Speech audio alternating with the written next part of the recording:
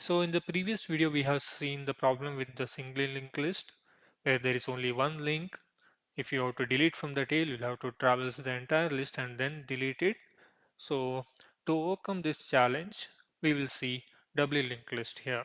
So let us first compare how the node of a singly linked list and a doubly linked list will look like. So as we already know, singly linked list will have two things. One is data and one is the next pointer. And when there is no other items in the list, it will point to null. And doubly linked list will have three parts. One is data part and it will have two pointers. One is previous and one more is next. So this is how a doubly linked list will look like. It will have a head and a tail and it will have pointers to the next node as well as the previous node. So as you can see, the memory consumption here is higher than compared to singly linked list, but at the cost of memory, you will get computational advantages. Let us say in case of deleting from the tail or reversing the linked list. Now let us see different doubly linked list operations. First one is prepend.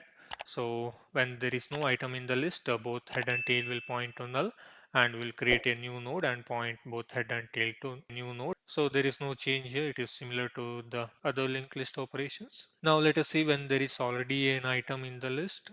So if you want to prepend, first we create the node. Then what we do is we point this newly created node's next node to the head and head's previous node to the newly created node. So this is how it looks like now. And finally, we need to point the head to the newly created node. So this is how we can prepend a node to the doubly linked list. And next we'll let us see append. So in case of appending, we need to point this tail dot next to the newly created node and newly created nodes previous to the tail node.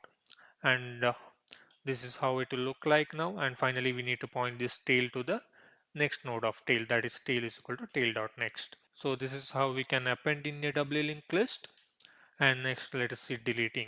So if you are deleting a single element, it's easy, just update head and tail to null and the linked list will be empty. And if you are deleting from head, first what we need to do is we need to get a reference to this node.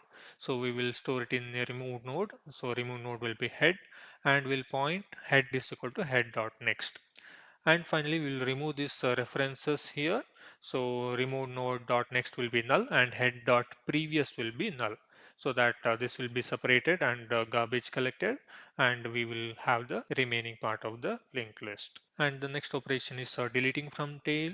Similar to deleting from head, instead of using head, we will use tail here. So first we get a reference to this node and store it in remove node, and we point tail is equal to tail dot previous, and we remove these links like remove node dot previous equal to null and we make tail dot next is equal to null. So there is no pointers pointing to this node and this will be garbage collected. Now next is the print operation. Print operation is similar to how we have done earlier. We will get a current pointer which will point to head and we will traverse through the linked list and we'll print each element value. And reversing. So if you want to print the doubly linked list in a reverse order, it's easy. We start from the tail, we point the current pointer to tail and we traverse like current is equal to current dot previous and we reach until head and we print all the values. So the reversing the linked list is easy here. So that's it about a doubly linked list.